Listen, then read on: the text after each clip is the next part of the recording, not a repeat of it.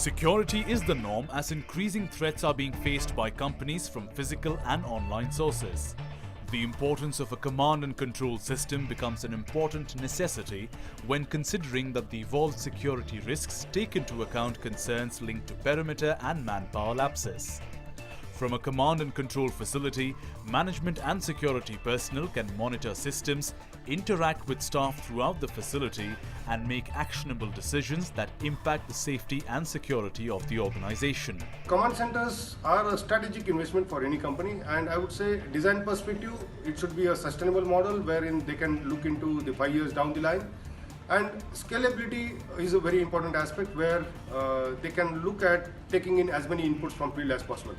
So it could be a GPS signal from the cab or the logistic vehicle, or it could be BMS alerts or CCTV live feeds from the field units. The key is to add value to the company and its risk management program, and I think command centers would be an essential element in any risk management for any company.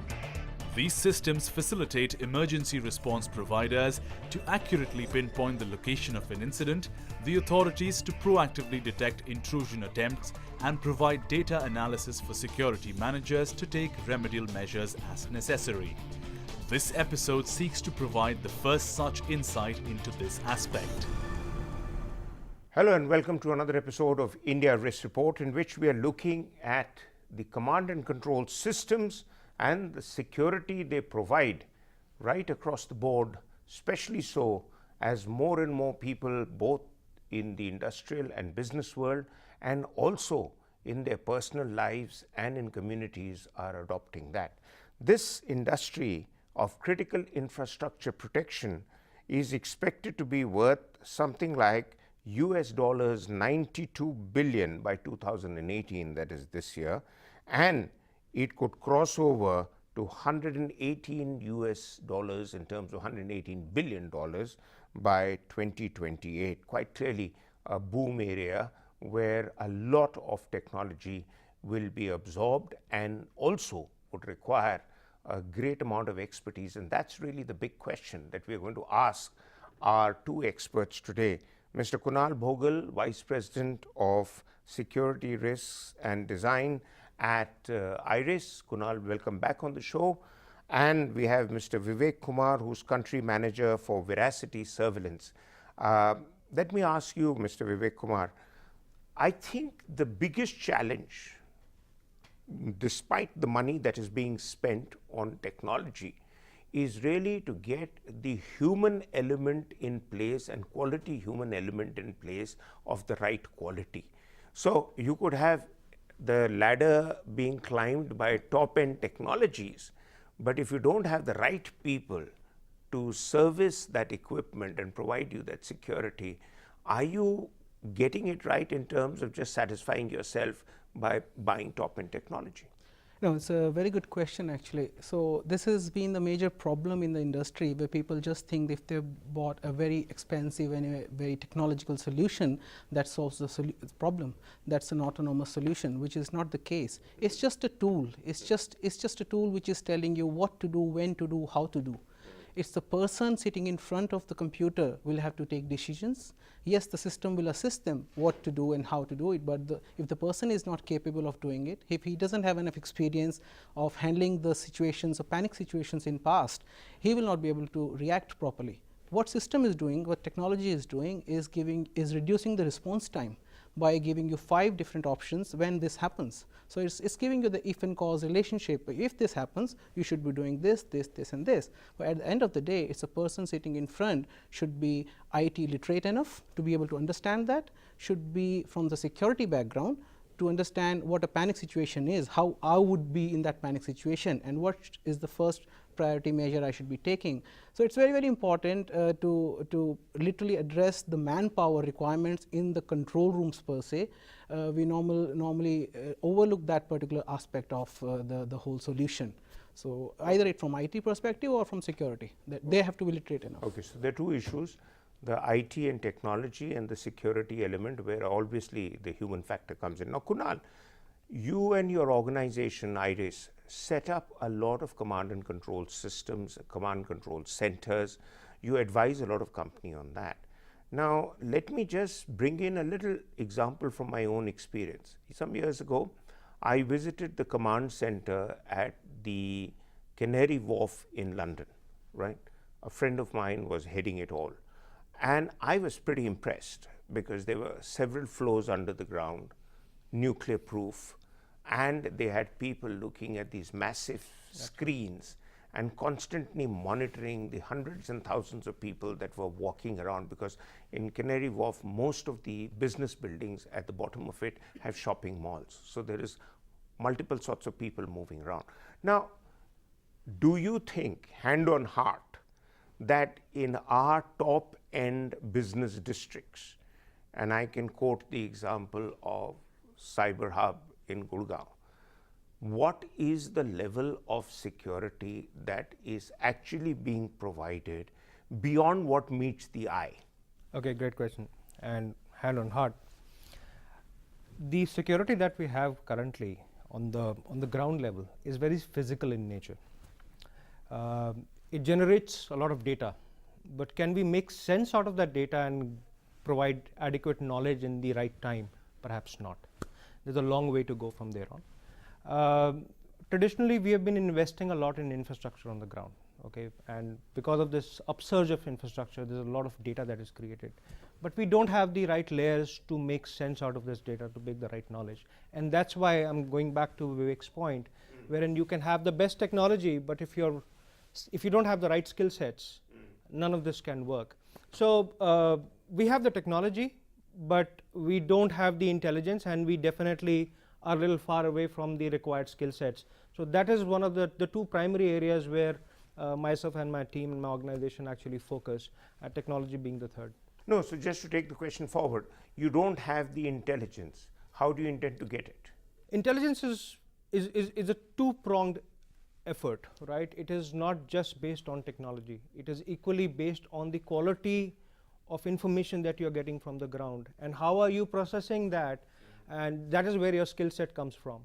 That processing is based on your prior experience. Your prior processing is based on how far in the future can you see, and how are you abreast with the usage of tools that are made available to you. So all of this is a part and parcel of running an effective command and control.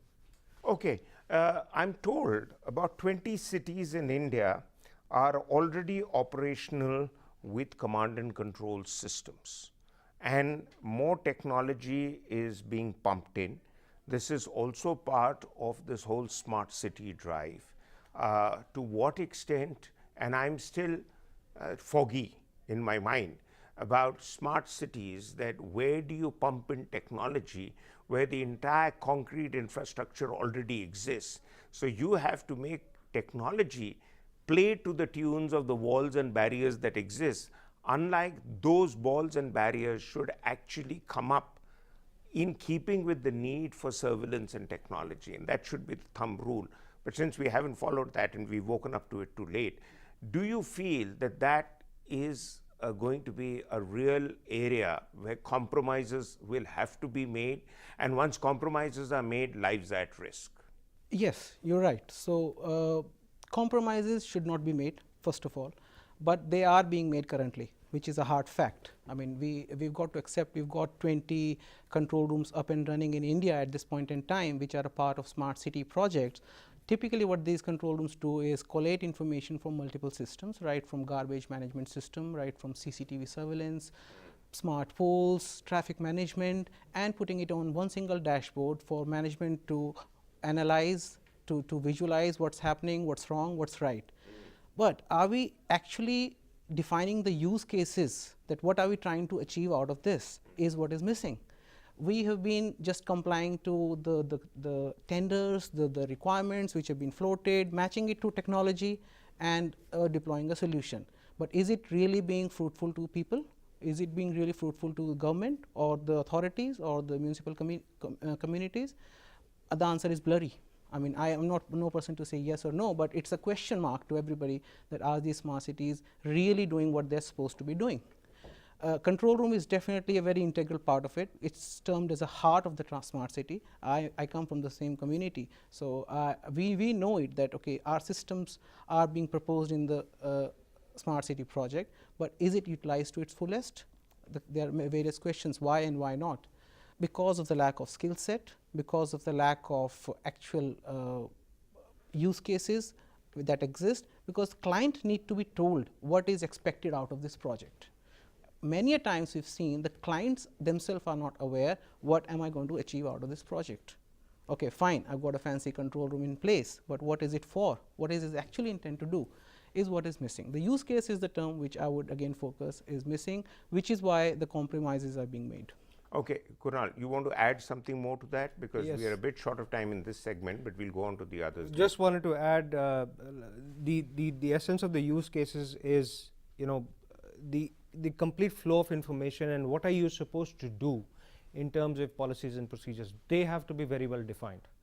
Till the time those are defined, you cannot utilize this technology, you cannot utilize the manpower behind that technology, you cannot utilize the entire framework that you're currently working on. So, in short, what is happening is that we are still far from being in a matured state in putting together a command and control system to actually address our concerns. After a break, we'll come back and look at how effective command and control systems have been in the past, how they can be in future, what are the challenges at various levels, but most importantly, are we just going ahead and doing this because somewhere down the line the diktat says you must do it, or are we really doing it because it should be a part of sensible business future planning where you protect your assets so that the losses are not so huge, which you need to make up by selling yourself in the long run. But that after a break.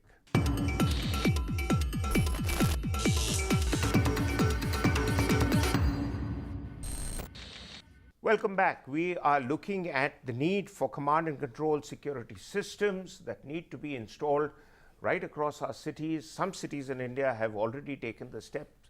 At the same time, there is much ground to be covered in terms of providing comprehensive security both to businesses, individuals and residential areas.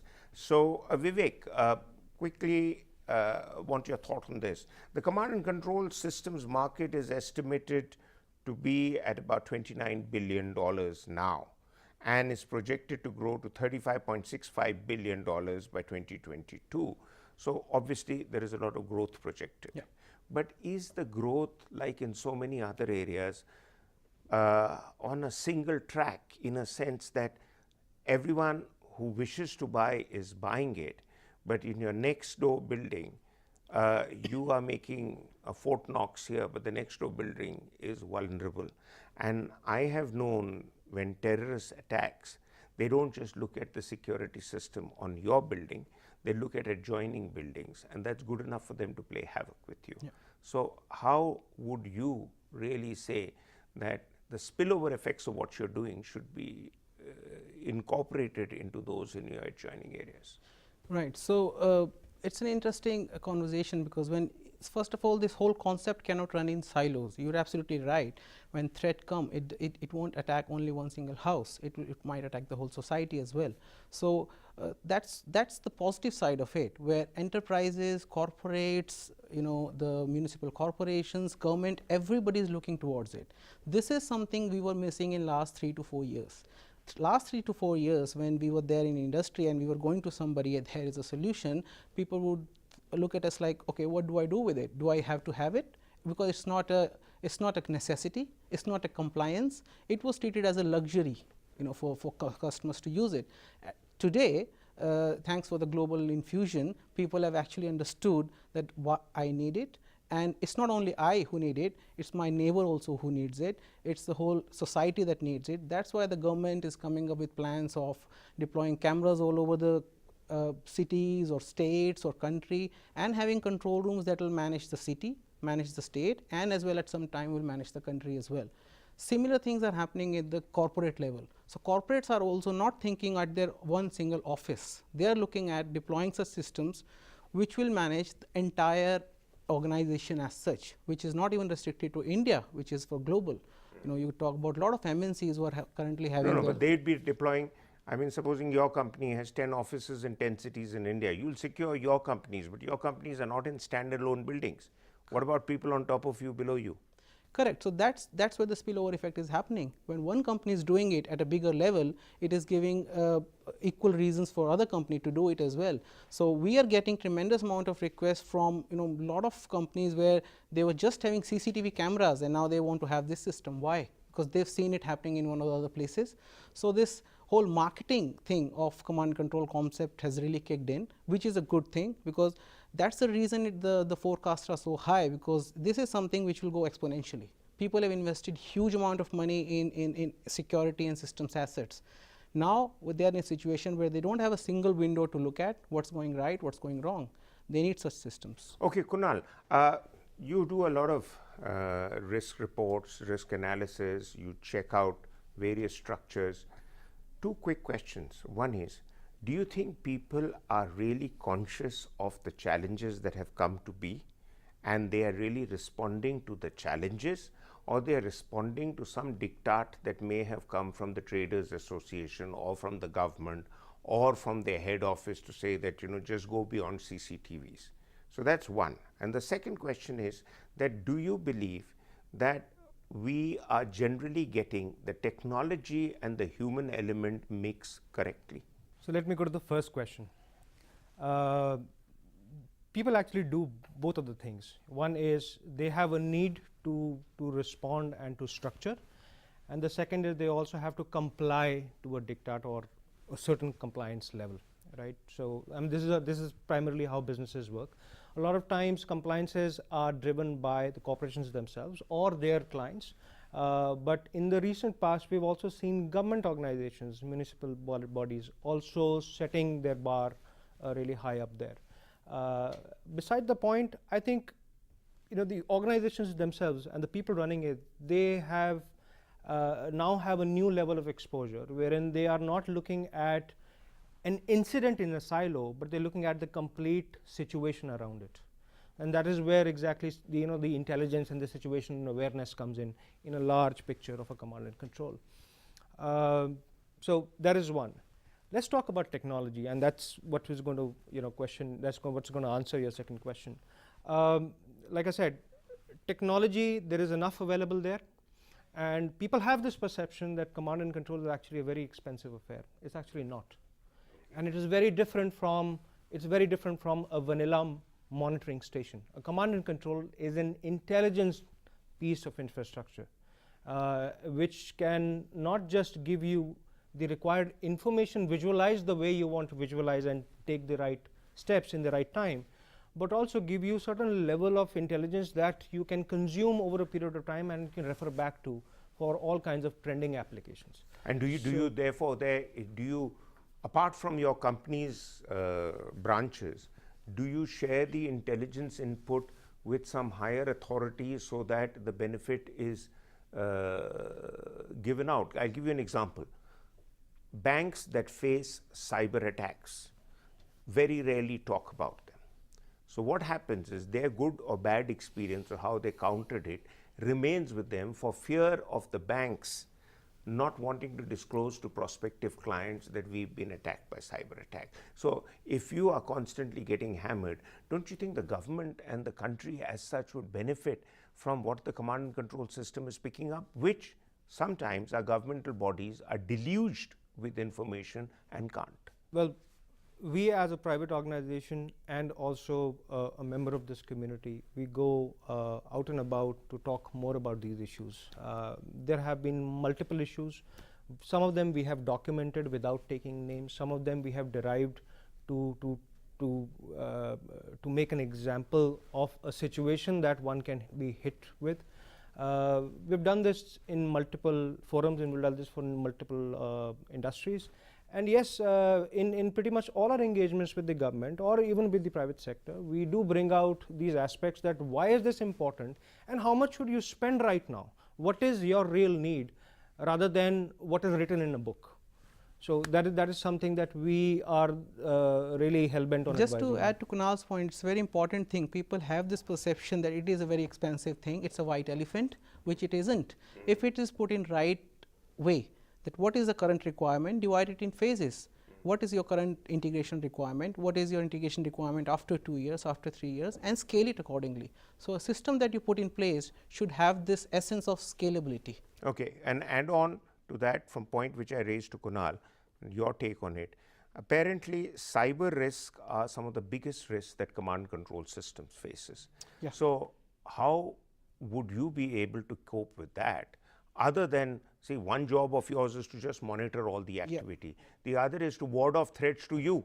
Absolutely, it's very important, and these days the awareness is getting increased day by day, where how secure is your command and control. Your command and control environment, how secure is the environment itself, because end of the day it's all connected to a common IT backbone. What if that backbone is hacked? Then there are a lot of technological terms like encryption comes into picture. So, all the systems that are communicating with each other or to a central piece, the data flow should be encrypted. Okay. So, Kunal, last question to you. What has been your experience in particular and your company's experience in general in the major operational challenges that such structures have thrown up to you, which are quite unique to India and not really found elsewhere in the world? Great. So, command and control as such is not a new technology. Okay, we've been dealing with it for the past many years, more than decades. But technology has matured over a period of time. The one key challenge that we've always found here in our country is first the required skill sets. Okay, the manpower and the required absence of that. The absence of that. Absence and getting abreast with what's latest. Okay. Second is connectivity. Connectivity is another big challenge. I mean, thank God today we have the surge of telecom and internet connectivity booming everywhere in the country. So at least that part is taken care of. But what also exists right now, and which is going to be existing for some time, is the level of skill sets that can be defined to run successful command centers and to run business continuity. Okay, so that has to be very well thought of. That has to be very well documented. It goes, it is different for different people. It is different for different organizations. How a government should function is not what a private company should function. How a hospital should function is, it will be very different from a large museum. So that is where one has to get down to. And I think apart from just technology and infrastructure available, the big element here is our own trainings. So that is really the catch. At the end of the day, however much technology you bring in, you've got to get the manpower right, the skill sets right to manage that technology and to make everything work with clockwork precision.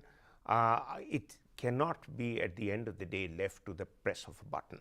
I think that's really the key, but equally important is some of the messages that you both distinguished guests have brought out today on the show, that India needs to do more of this.